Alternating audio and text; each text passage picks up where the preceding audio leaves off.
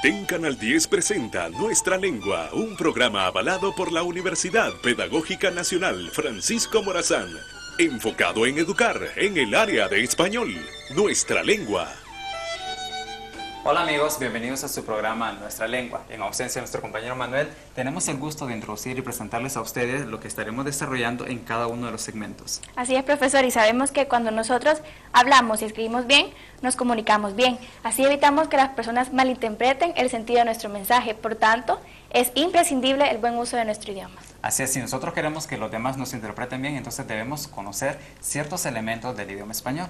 Para eso vamos a dar un avance de lo que estará tratando la profesora Alicia en su segmento Novedades del Español. Ella estará tratando acerca de las etimologías de las palabras izquierdo y siniestro. Por su parte, la profesora Maura, en Taller de la Palabra, estará hablando acerca de evaluación de los aprendizajes en contraposición con evaluación para los aprendizajes. En Café Literario, la profesora Brenda tiene un invitado especial y se trata del escritor Ernesto Bondi. Así es, y nosotros en su gustado segmento Salgamos de Duda, vamos a abordar esas preguntas que ustedes han planteado día con día respecto al uso del español. Quizás para algunos son sencillos y lógicos, pero para otros está esa duda siempre. Para empezar, César, ¿cuáles son esas preguntas? Vamos a arrancar respondiendo en qué momento se utiliza el prefijo post. También vamos a hablar a qué se refiere errar con H y errar sin H. ¿En qué momento utilizo la contracción al? Y vamos a hablar de esos adjetivos que al cambiar de posición también cambian de significado, porque recordemos, las palabras tienen un significado dependiendo la posición que ocupen en el enunciado. Por tanto, les invitamos a que ustedes no se pierdan ninguno de los segmentos que con mucho gusto desarrollaremos para ustedes.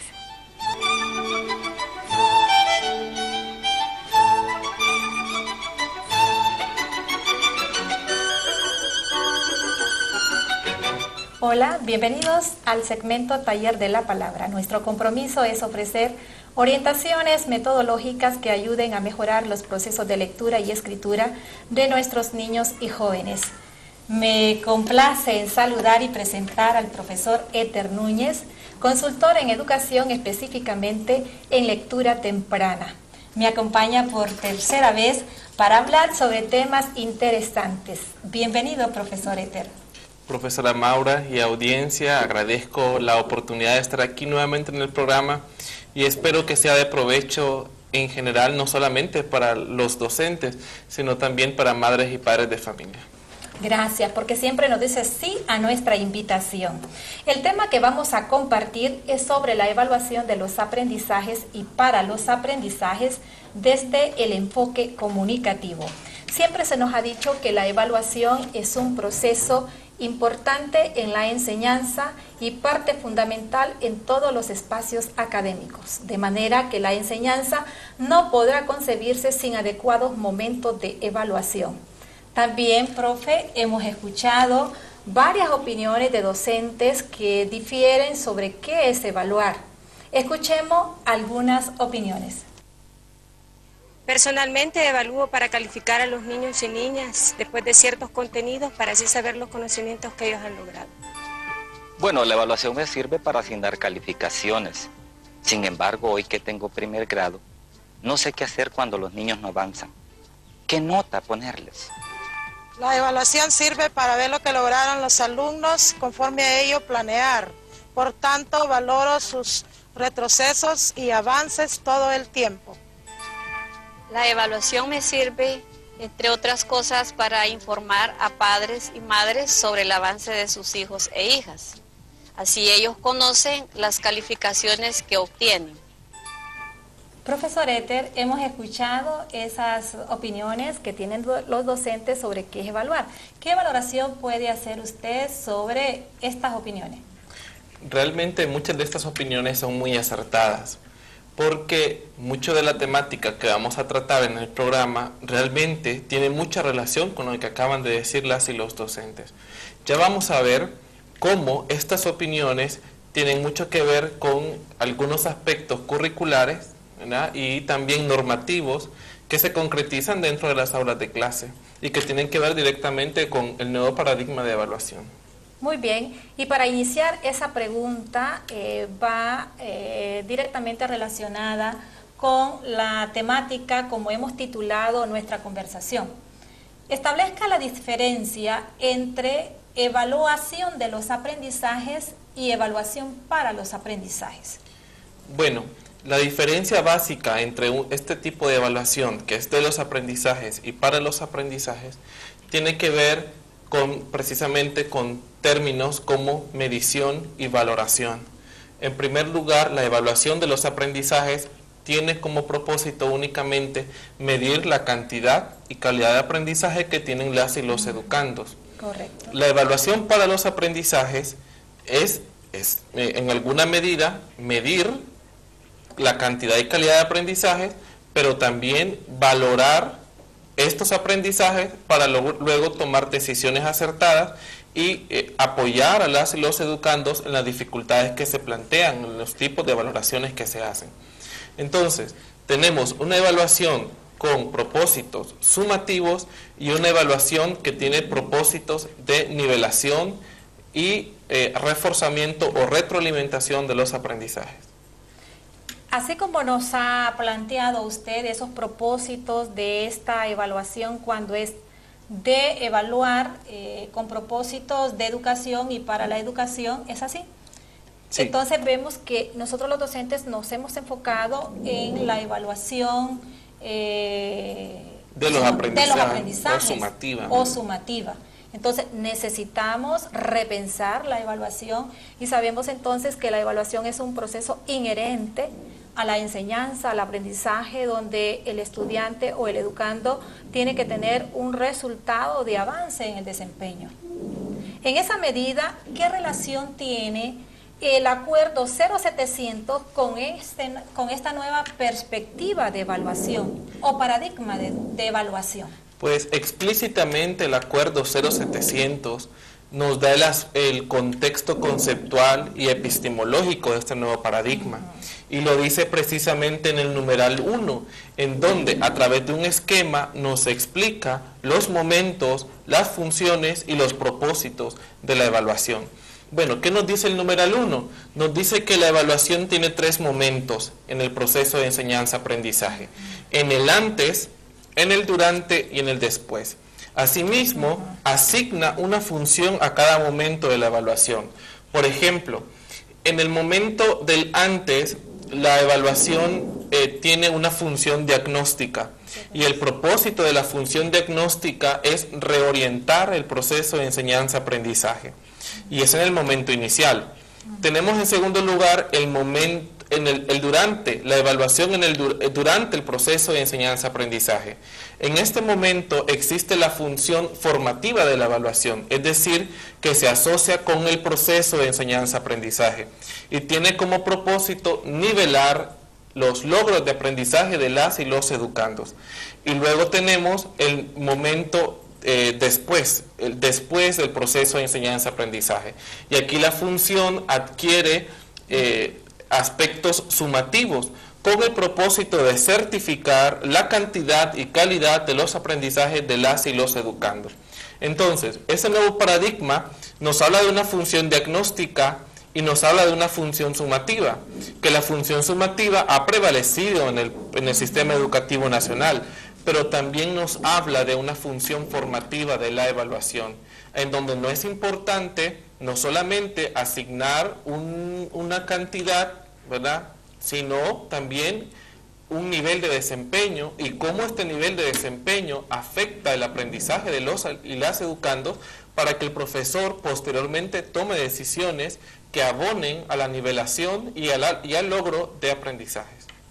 Qué interesante, porque la tradición docente, por la misma presión de extender una nota o una calificación, nos hemos enfocado en la evaluación sumativa, pero vemos también que estos otros momentos o funciones son importantes para la toma de decisiones, pero eso implica también un trabajo arduo por parte de los docentes y de los educandos en poder exigirse también de mejorar los procesos y nosotros los docentes de sensibilizarnos con estos procesos, pero esto va a depender también de las condiciones pedagógicas que en cada centro educativo haya, porque el número de estudiantes que tiene un docente de repente pues no se le hace tan fácil superar los niveles de desempeño. Pero lo importante es la actitud y el compromiso que se tenga en relación a los procesos de enseñanza, aprendizaje y por ende porque la evaluación es inherente a estos procesos. Seguidamente, profe, ¿cómo se relaciona este nuevo paradigma de la evaluación con el enfoque comunicativo?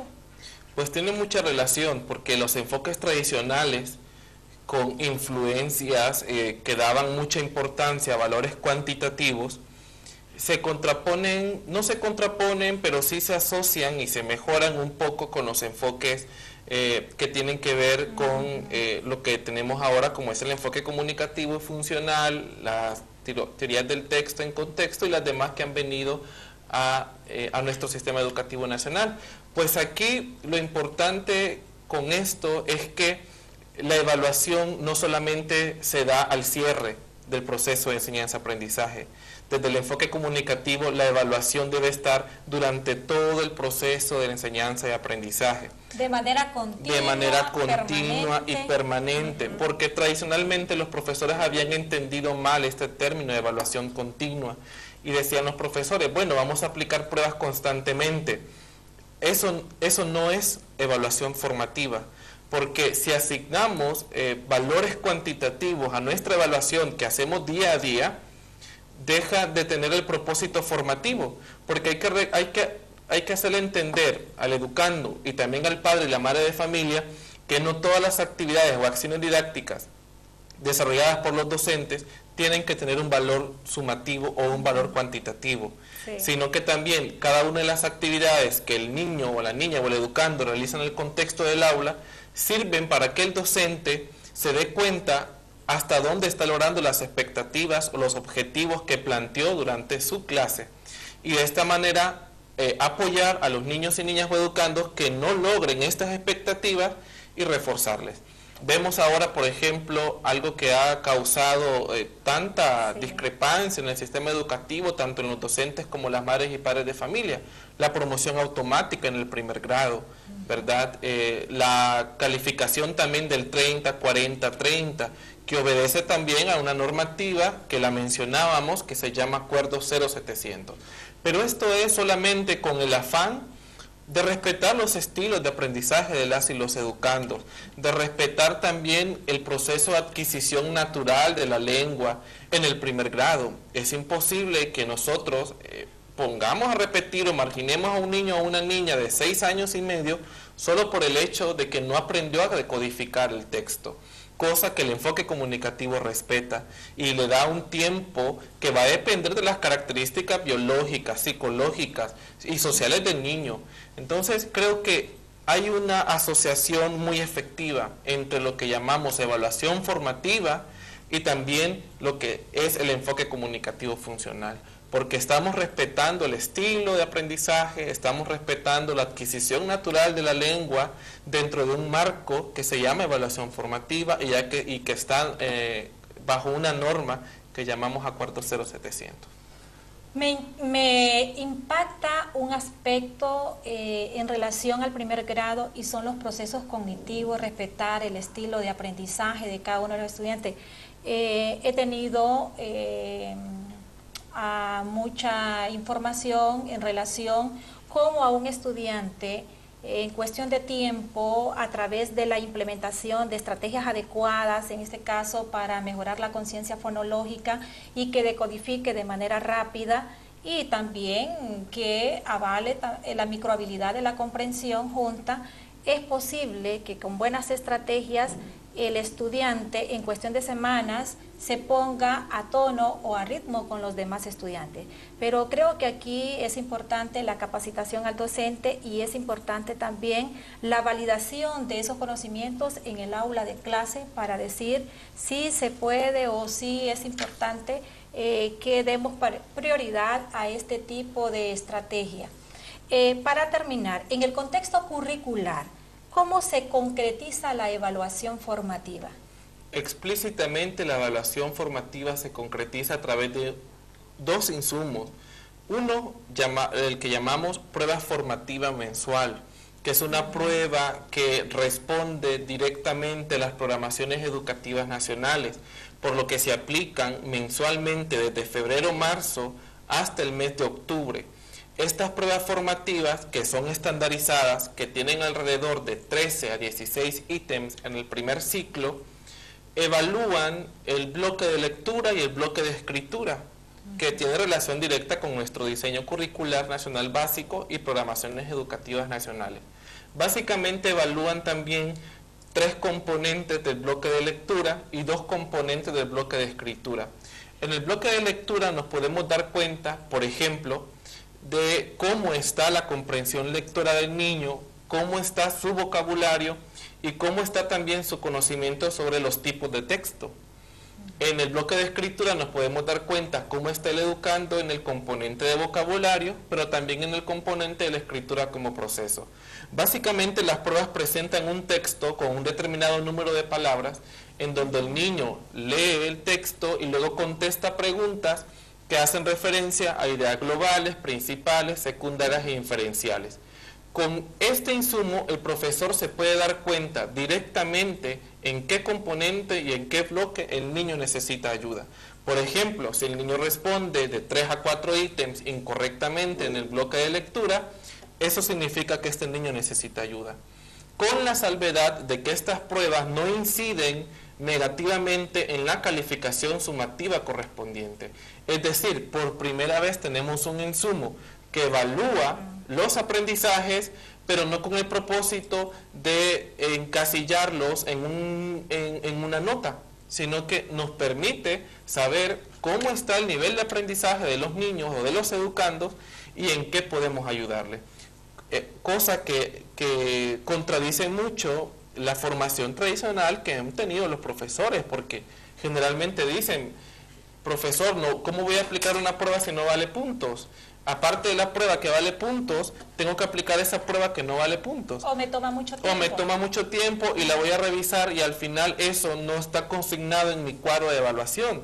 Bueno, entonces, esta información a usted, profesor, madre o padre de familia, le va a servir para identificar qué dificultades tiene su niño o su educando, su hijo o su hija, y cómo puede apoyarlo usted desde la casa o desde el contexto del aula. La evaluación tiene sentido desde una docencia innovadora. Es indispensable que repensemos la evaluación para valorar, en primer lugar, las estrategias de enseñanza que utilizamos y, en segundo lugar, el nivel de desempeño que tiene cada estudiante. Los invitamos a que esté pendiente de la segunda parte de nuestra conversación en nuestra próxima emisión de Taller de la Palabra. Siga con nosotros aquí en su gustado programa, Nuestra Lengua.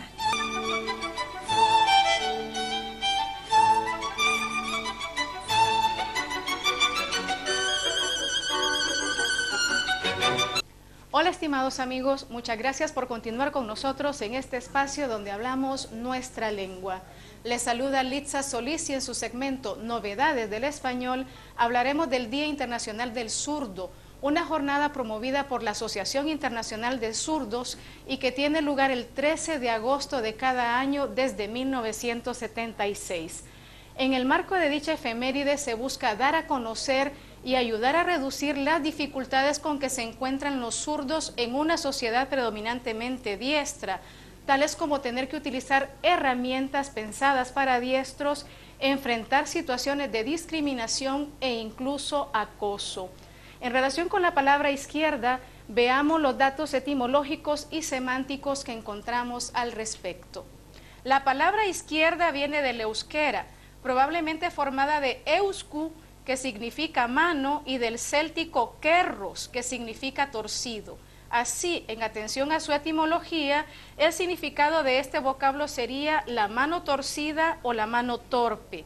Izquierda es una de las palabras más antiguas de nuestro idioma, previa no solo al español, sino al propio latín, pues se supone que proviene de una lengua ibérica de la región de los Pirineos anterior a la llegada de los romanos. En español aparece registrada en el año 1117 como esquerdo y coincide con el portugués esquerdo. Izquierda no se refiere solo a uno de los lados del cuerpo, el siniestro, sino también al conjunto de las tendencias políticas generalmente calificadas como progresistas o como radicales.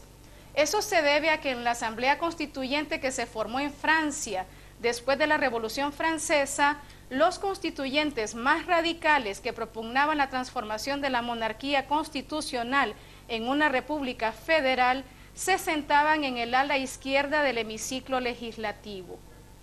Los zurdos representan apenas el 10% de la población a nivel mundial. Da Vinci, Goethe, Chaplin y Beethoven, entre otros, encabezan una larga lista de zurdos geniales. Sin embargo, los zurdos o siniestros no siempre fueron vistos con buenos ojos, ya que serlo fue muy peligroso durante la Edad Media. Además de ser perseguidos, la Santa Inquisición quemó a miles de zurdos, ya que en aquella época eran considerados servidores de Satanás. A propósito de la palabra siniestro, veamos los datos etimológicos y semánticos que encontramos sobre este vocablo. La palabra siniestro viene del latín sinister, que significa izquierda. Así como a derecha se le asigna diestra, a la izquierda se le asigna siniestra. Al tomarse la diestra como lo correcto y lo justo, a la siniestra se le asignó lo negativo e incorrecto. Es así que se ve hoy en día lo siniestro como malo. Hoy en día, cuando empleamos la palabra siniestro, lo más probable es que pensemos en avieso y malintencionado, infeliz, funesto o aciago. Sin embargo, también es la palabra culta para denominar el lado izquierdo, dicho de una parte o de un sitio que está a la mano izquierda. De hecho, este era el significado originario del latín sinister. Simplemente era el antónimo de dexter, derecho, de la misma raíz que diestro.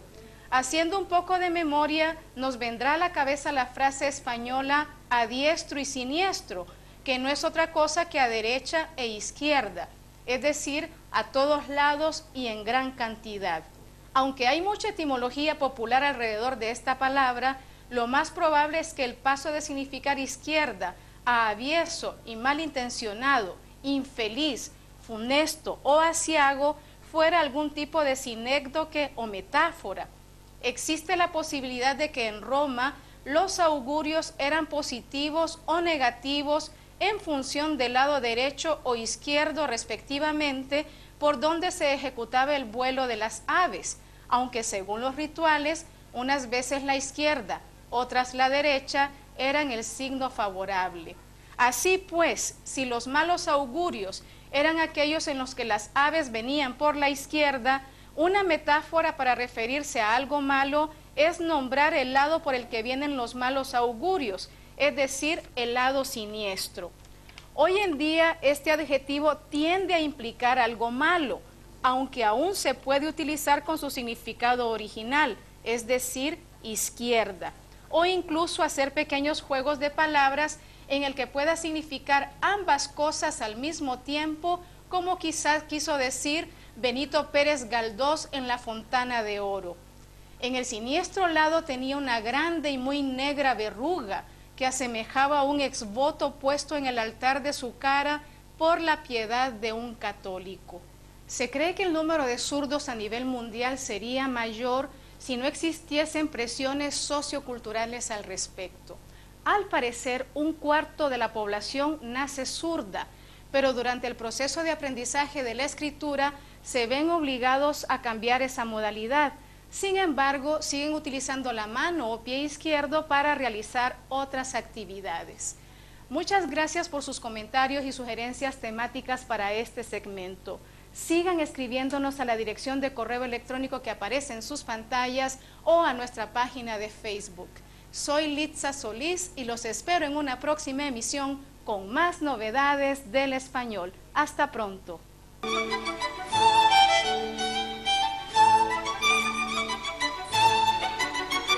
Bienvenidos una vez más al Café Literario.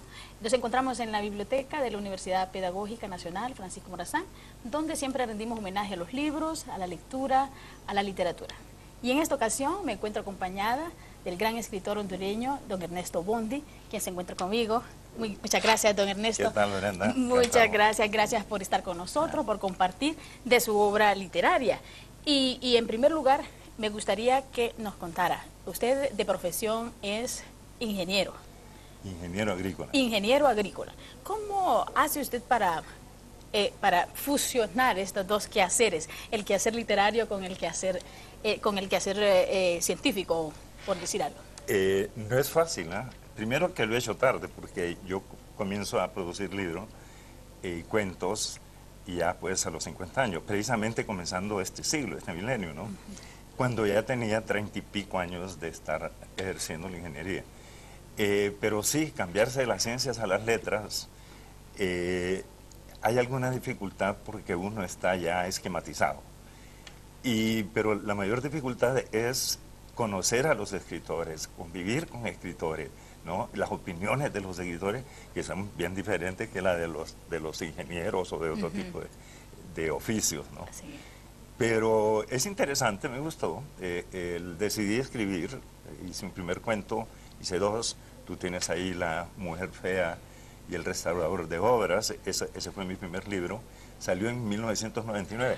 Si tú te fijas, tiene una viñeta acá que dice: último libro hondureño de cuentos del siglo XX, porque salió 3 meses antes de terminar el siglo, ¿ya? Y es cierto, fue el último libro de cuentos en el siglo XX, ¿no? Y fue mi primer libro.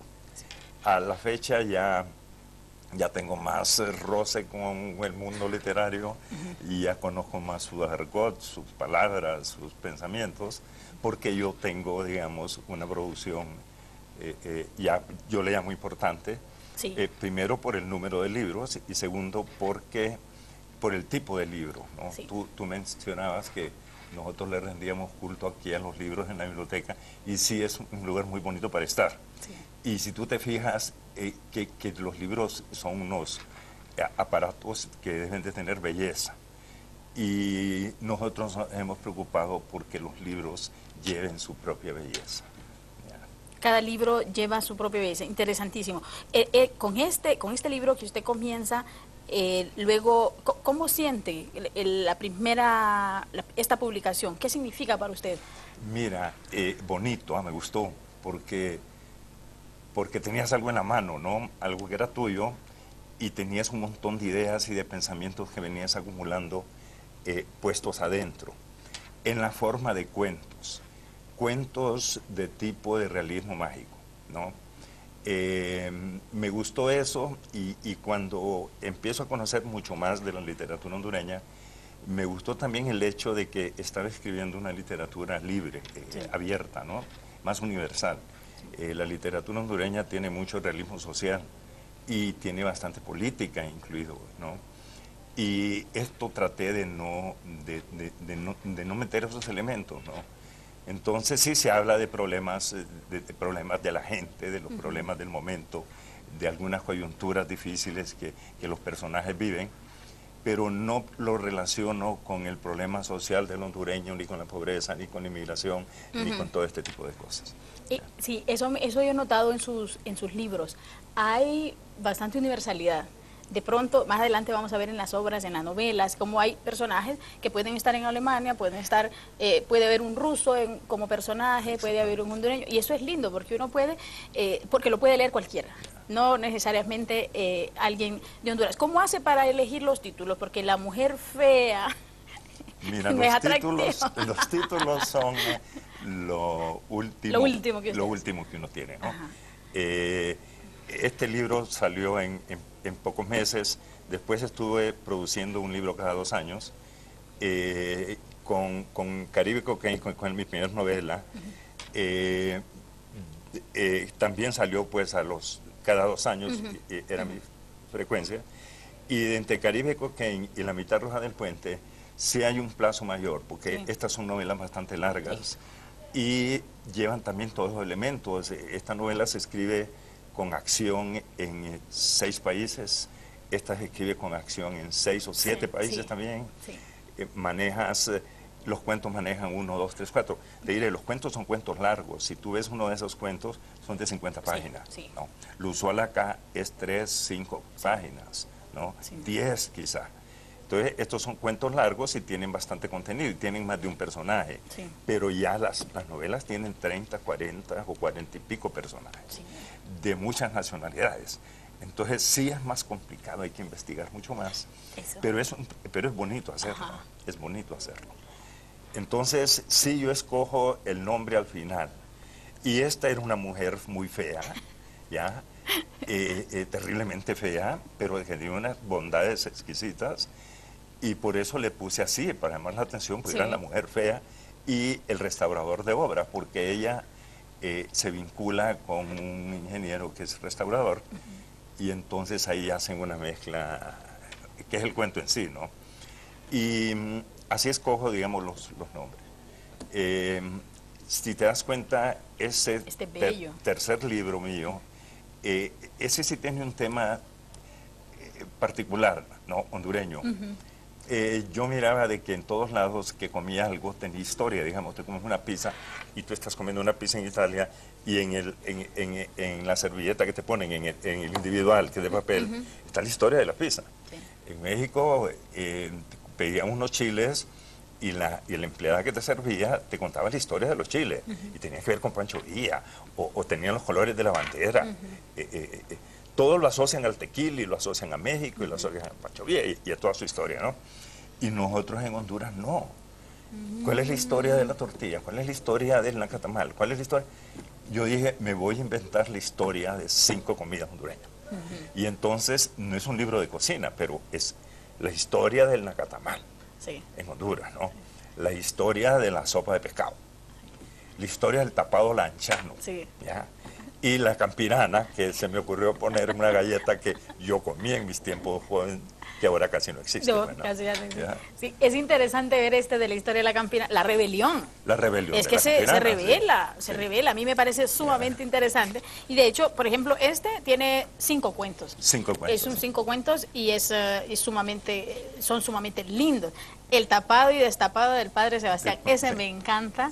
Ya. Y el mejunje de las anteras, no digamos. Y el mejunje de las anteras. Son sumamente... Este tiene un título lindo también, de ninfas, sabores y desamores. Sí. Atractivo. Sí, porque en musical. todos los cuentos, el personaje principal siempre es una mujer, ¿no? Entonces son las ninfas, Sí. ¿no? Y siempre hay desamores, amores y desamores, ¿no? Sí. Y en este habían sabores, por eso es que me costó buscarse esa combinación para tratar de decir todos tus cuentos en una sola frasecita, ¿no? El Caribe Cocaine, ves, tiene un término en inglés y otro en español. Es un asunto de mercadeo, llama la atención. Y la mitad roja del puente también, Nakahome Action. Action es un término en alemán, ¿no? De plano tú ves la portada y ves un tanque alemán cruzando una calle de Francia. Inmediatamente uno va a la Segunda Guerra Mundial. Sí, inmediatamente te vas a la Segunda Guerra Mundial, pero ves que hay una dama excitante porque es una foto bonita, aunque solo ves los tobillos, pero te llama la atención porque quieres ver más arriba, digo yo. Yo quiero los zapatos. Y tienes una cruz de hierro que se le daba a los alemanes que tenían más prestigio por heroísmo de guerra. Entonces tú estás viendo al varón, a la mujer, estás viendo el ambiente de guerra, estás viendo la perfección, la nitidez, el heroísmo, y estás viendo la sensualidad. Entonces, en 3 fotos ves mucho. Ahora, este libro en particular tiene una revisión y un control de calidades espectacular. Me lo editaron una editorial, Libros en Red, que es una editorial argentina, que trabaja online, como llamamos, ¿no? Por internet.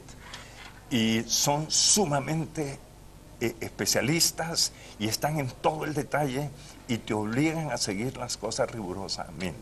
Por decirte, cada foto de estas tiene un permiso escrito por un museo alemán, por el internet me permitió esta, y esta me la firmó la modelo, me autorizó. Si no tengo la autorización, no lo pueden editar online, ¿no? no es lo mismo con los otros que los he editado aquí en Honduras, ¿no? Tú puedes poner la foto cualquiera y no nadie te nada. dice no pasa nada, ¿no? Ese hay un control de calidad espectacular, ¿ya? Y que me gusta porque uno termina aprendiendo mucho. Sí, sí. Paramos aquí en esta primera parte con la entrevista del escritor Ernesto Bondi. Esperemos, ya continuamos.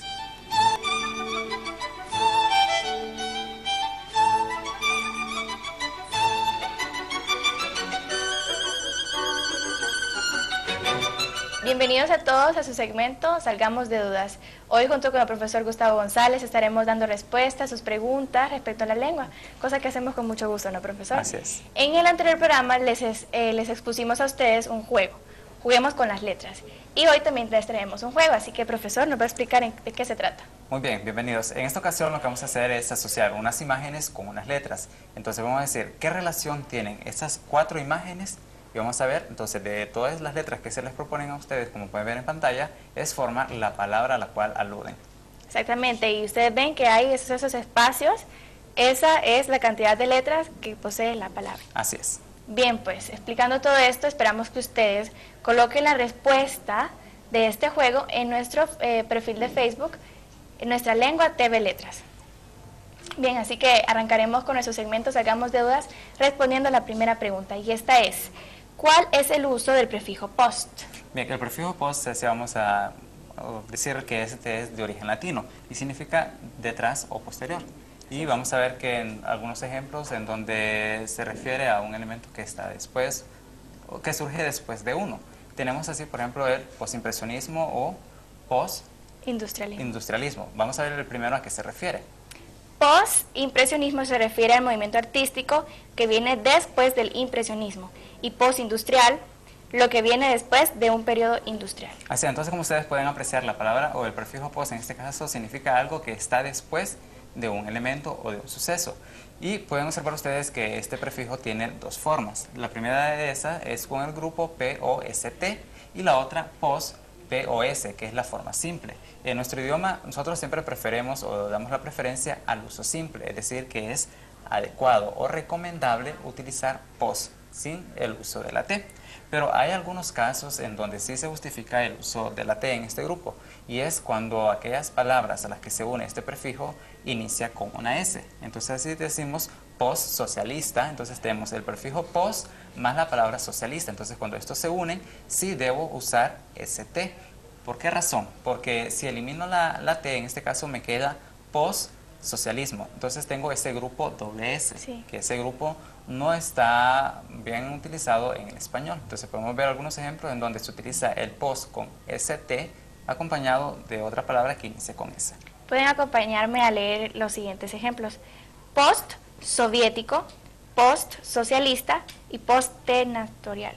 Exacto. Entonces es únicamente en estos casos cuando nosotros vamos a utilizar ese prefijo post con T, cuando la palabra a la que acompaña empieza con S, pero debemos darle siempre prioridad al uso simple o a la forma simple de esta forma, que es post, P-O-S, nada más. Así tenemos, por ejemplo, posparto. Vemos, siempre cuando escribimos posparto, sí, escribimos P-O-S-T, parto. Entonces, en este caso no es adecuado el uso de la T en el prefijo post. Entonces, vamos a la forma simple siempre. Así es, pero en la palabra posterior siempre va ST. Así es. Así es. Bien, la siguiente pregunta que vamos a darle respuesta es la siguiente: ¿cuándo debemos usar o en qué momento se debe usar la contracción al? Bien, para empezar debemos estar claros todos que una contracción es aquella que resulta de la unión de 2 palabras. En este caso, la contracción al resulta de la unión de una preposición más un artículo. ¿Cuál es esa preposición? Es la preposición a más el artículo masculino en singular, el. Entonces así tengo a más el, entonces me da al. Y en este caso vamos a leer un ejemplo cuando vamos a utilizarlo, porque es, como le digo, sería una regla utilizar en este caso cuando el sustantivo está precedido por un artículo, en este caso el artículo masculino singular, el, y antes de este está la preposición a. Entonces lo vamos a escribir, leamos el ejemplo primero y después vamos a ver la forma inadecuada que sería. Así es, vamos a decir voy al supermercado. Así es, entonces no es adecuado decir voy a el supermercado. No, no es correcto. No, entonces debemos contraer, en ese caso, a él. Y así decimos al supermercado o voy al parque, no a el parque. Estoy trabajando en el campo. Exactamente. Entonces ahí vamos a ver en ese caso cuándo vamos a usar esa contracción. Y hay que estar claro que al no es la única contracción que tenemos nosotros en español. Está bien, antes de empezar con la otra contracción hay que estar claro que esta contracción al solamente es con el artículo masculino singular. Pero cuando tenemos la preposición más el pronombre él, no se puede utilizar esa contracción. Podemos leer un ejemplo. Exactamente, vamos a leer. Esto se lo das a él en persona. Así, entonces vemos a él, entonces no vamos a contraer en ese caso. Y en otro caso en el que sí debemos, que tampoco debemos contraer, es cuando el artículo él forma parte del nombre. De un nombre propio. De un nombre propio en particular. Y así tenemos el ejemplo. Exactamente. Este verano voy a ir a El Salvador. Como vemos, la palabra o el nombre Salvador está constituido también por el artículo más el nombre como tal, no solamente Salvador, si nos estamos refiriendo al país. Entonces así decimos, este fin de semana voy a ir a El Salvador. Bueno, ya es parte del nombre y no podemos alterarlo porque es un nombre propio. Así es. Pero también usted habló de otra contracción. Otra contracción muy común que es la del. En este caso cuando tenemos la preposición de más el artículo el. Y podemos leer uno de los ejemplos que tenemos. Por ejemplo, decimos que el origen del papel se remonta al Antiguo Egipto. Y así decimos del papel. Entonces no decimos el origen de él, sino del.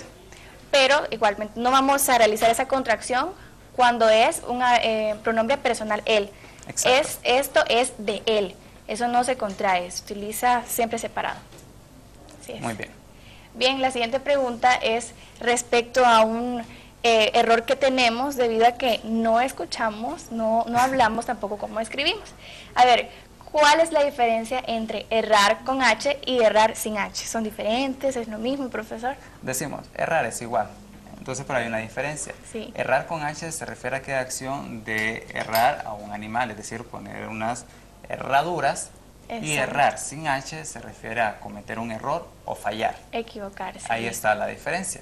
Podemos ver los ejemplos que tenemos en la pantalla. Se nos ilustran los dos a la par, el errar con H y el errar sin H. Así es, hemos redactado dos ejemplos para que podamos ver de forma ilustrada la diferencia de estos dos vocablos. Errar con H. No puedo salir esta tarde porque tengo que errar el caballo. Y errar sin H. El arquero se puso nervioso y erró el tiro. Así, entonces vemos en el primer caso se refiere a una acción donde está errando el caballo. Y lo vemos ilustrado también. Así es. Ya en el segundo caso, errar sin H es cuando se refiere a un error. Exacto. En este caso es que el arquero falló el tiro. Algo para no equivocarnos y que es muy importante saber es que errar con H proviene de hierro. Exacto. También tiene lo que hablábamos en el programa pasado, la relación que tienen estas palabras. Exacto. Errar, ¿qué palabra se relaciona con H? Herradura. Hierro también. Exacto. Y errar sin H, la que se relaciona es error, que es fallar. Es que es sin H. Bien, ya podemos utilizar correctamente eso. Recuerden que errar con H es de herreros y errar sin H es de humanos. Así es. A ver, profesor, hay otro aspecto muy peculiar e importante que sucede en nuestro idioma, y es que hay ciertos adjetivos que cuando los cambiamos de posición cambian de significado. Así es. Y esto se debe, como lo mencioné anteriormente, a que todas las palabras funcionan dependiendo del lugar que ocupen en el enunciado. Y esto pasa con los adjetivos. Si usted lo ubica antes del sustantivo o después, entonces el significado es completamente diferente. Para empezar, tenemos unas palabras, una frase que es la misma, pero vemos que la posición de una palabra, en este caso única, está diferente. Así es, son las mismas palabras, nomás que colocadas en diferente posición. Vemos lo siguiente. Una única oportunidad, que se refiere, más vale que la aproveches porque solo tienes una, ¿sí? Es como lo que diga Cecia, tienes una única oportunidad. O sea, no se le va a dar otra oportunidad, solamente esta. Y también está una oportunidad única, que se refiere a de lo que se trata es que no tiene comparación, es extraordinario. Exacto, que como esta oportunidad es una oportunidad única, no hay otra igual a esta. Entonces vemos la diferencia de los significados al cambiar de posición esa palabrita única.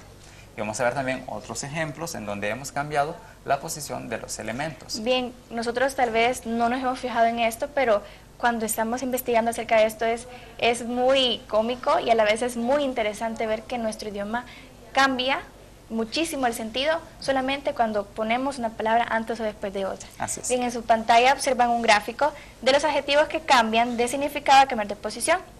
Bien, usted irá a la forma 1 y yo iré a la forma 2. Perfecto. En la forma 1 es cuando decimos un nuevo Ferrari. ¿A qué me refiero con eso? Cuando digo un nuevo Ferrari es que yo ya tengo Ferraris y solamente estoy adhiriendo uno más. Así entonces digo un nuevo Ferrari a mi colección. También tenemos en la forma 2 un Ferrari nuevo, un estilo de automóvil nuevo de la colección de los Ferraris. Muy bien. El otro ejemplo es cuando tenemos cierta noticia. Es decir, cuando me refiero a alguna noticia que está por aquí o que se está divulgando por cierto lugar. Y la forma 2 de esta sería... Cuando cambiamos, una noticia cierta es una noticia verídica y que es real. El otro ejemplo es cuando decimos Mariana es una gran jugadora. O sea, Mariana es la mejor jugadora que hay. Eso significa una gran. En este caso, si lo cambiamos de posición es diferente. Entonces, Mariana es una gran jugadora, es como ella, no hay otra. Es la mejor del equipo.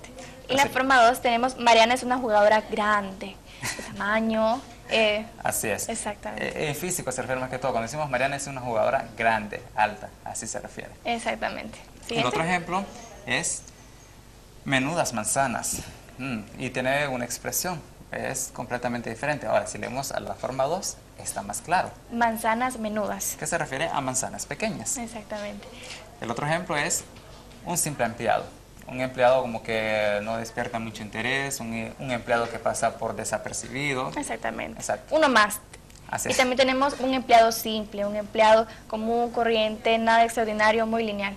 Así es. Y por último, el último ejemplo tenemos un pobre hombre. Suena a lastimero. Exacto, alguien que da, como que levanta lástima. Exactamente. Es ese tipo de sensación. Y cuando decimos un hombre pobre, nos referimos a un hombre que carece de algo y que está en la pobreza. Así es. Así es. Bien, esas son las preguntas del día de hoy, profesor. Y recuerde, lo que tenemos es Exactamente. con las palabras que teníamos que armar. Se les presentaron las 4 imágenes que ustedes ven en pantalla. Ahora, ¿qué relación tienen esas 4 imágenes? Y ver entonces las letras que están abajo, ¿cómo las ubicaron ustedes? Ustedes pues ya pueden ver ahí la respuesta, que la relación que tienen esas 4 imágenes es una cualidad, duro. Duro, así entonces es. vemos las rocas, el abdominal del caballero que se presenta, la nuez y la montaña que es de rocas también. Entonces esa es la cualidad. Esta es una aplicación también, Cecia, que se encuentra o que nosotros la podemos descargar para nuestros móviles y es para despertar la agilidad mental y ver entonces qué relación tiene esta con esta imagen y también jugar con esas palabras, en este caso con las letras. Exacto. ¿Qué posición? Y ustedes pueden jugar con eso.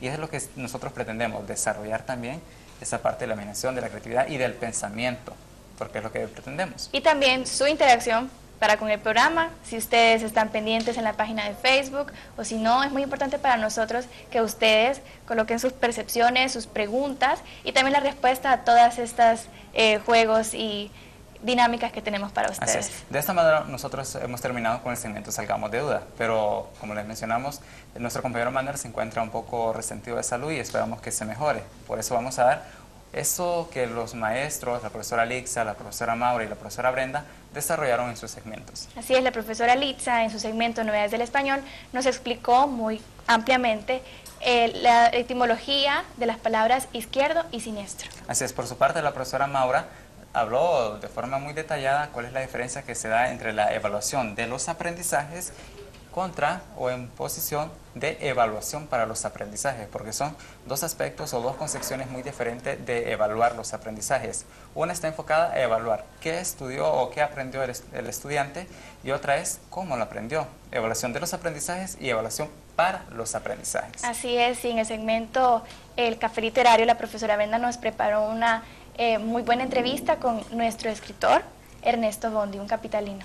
Y nosotros por su parte pues desarrollamos esas preguntas que ustedes han planteado y a la vez los invitamos para que continúen escribiendo y formulándose, porque lo mencionaba Cecia, si nosotros nos cuestionamos, también estamos generando conocimiento para nosotros y así estamos rescatando de alguna manera el idioma español. Así que les invitamos a ustedes a que no se pierdan la próxima emisión de su gustado programa Nuestra Lengua. Y un compromiso que tenemos con ustedes es que nuestro compañero Manuel en el siguiente programa los deleitará con sus muy deliciosos y delicados poemas.